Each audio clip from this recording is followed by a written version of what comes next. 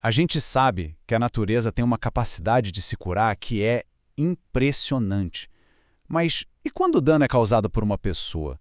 Será que essa cura, essa regeneração natural é o suficiente para quitar a dívida dela com a sociedade?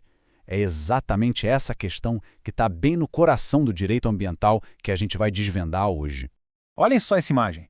É a prova do poder da natureza, né? Uma área que foi completamente devastada e anos depois está aí, verdinha, cheia de vida de novo.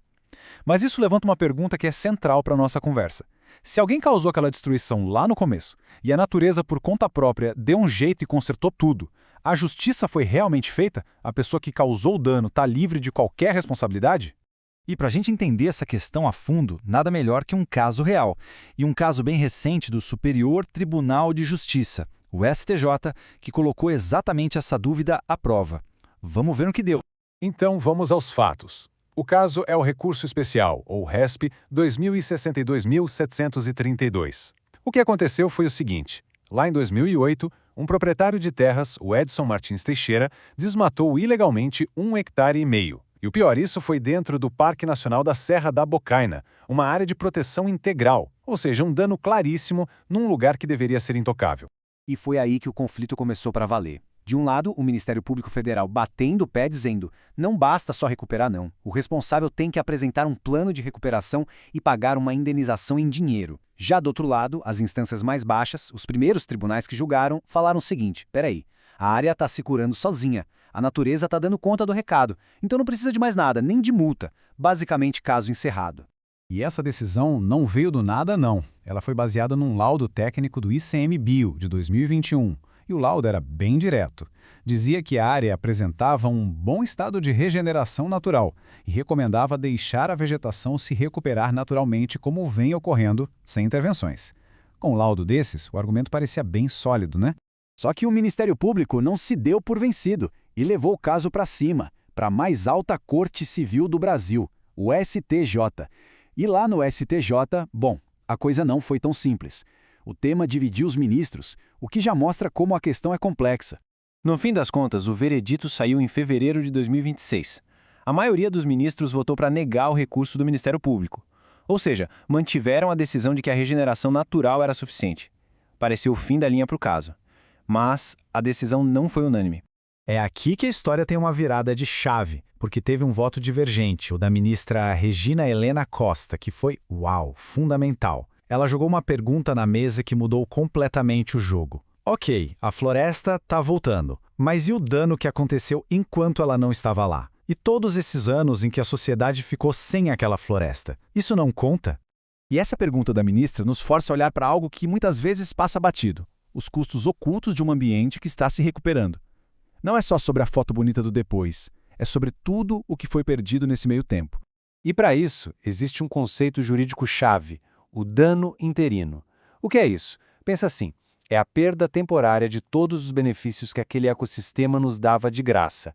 Ar puro, regulação da água, casa para animais, tudo isso que se perdeu durante o período entre o desmatamento e a recuperação total. É o prejuízo que acontece no meio do caminho.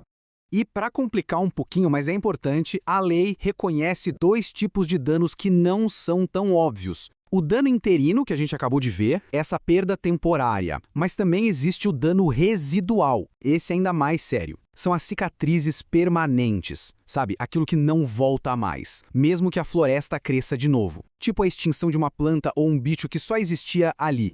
E tanto o dano interino quanto o residual estão debaixo de um princípio gigantesco do direito ambiental brasileiro, o da reparação integral. A lógica simples e poderosa. Quem polui tem que reparar tudo, não só a parte que todo mundo vê, mas todas as consequências do dano. Pois é, todo esse debate que foi crescendo com casos como esse do Parque da Serra da Bocaina acabou levando a um novo entendimento no STJ. Um precedente que, na prática, redefine o que é responsável por um dano ambiental no Brasil. Em abril de 2026, veio a decisão que mudou as regras do jogo. O STJ bateu o martelo. A regeneração natural completa pode sim livrar o infrator de pagar uma indenização em dinheiro. Mas, e esse mas é enorme, só se umas condições bem rigorosas forem cumpridas. E que condições são essas? São 4. Primeiro, a regeneração tem que ser total. A área tem que voltar a ser exatamente o que era antes. Segundo, não pode ter sobrado nenhum dano residual, nenhuma cicatriz permanente. Terceiro, o dano interino, aquela perda no meio do caminho, não pode ter sido relevante, ou seja, a sociedade não pode ter perdido serviços ecossistêmicos críticos. E por último, e mais importante, tudo isso tem que ser provado com o laudo pericial técnico robusto e inequívoco, sem margem para dúvida. Certo. Com essa régua muito mais alta, o que isso significa na prática para a justiça ambiental? Qual é o verdadeiro preço da cura? A grande mudança é essa. Agora, oficialmente, a justiça leva em conta o tempo em que a gente ficou sem aquele ecossistema. Isso acaba com aquela ideia de que o poluidor pode só cruzar os braços e esperar a natureza fazer o serviço sujo por ele. A barra subiu. Agora, o fardo da prova é todo dele. Ele que tem que provar cientificamente que a recuperação foi perfeita. E, no fundo, o que essa decisão faz é valorizar aquele trabalho invisível, mas essencial, que os ecossistemas fazem para todos nós, todos os dias. No final das contas, a verdadeira justiça ambiental vai muito além da aparência de uma área recuperada.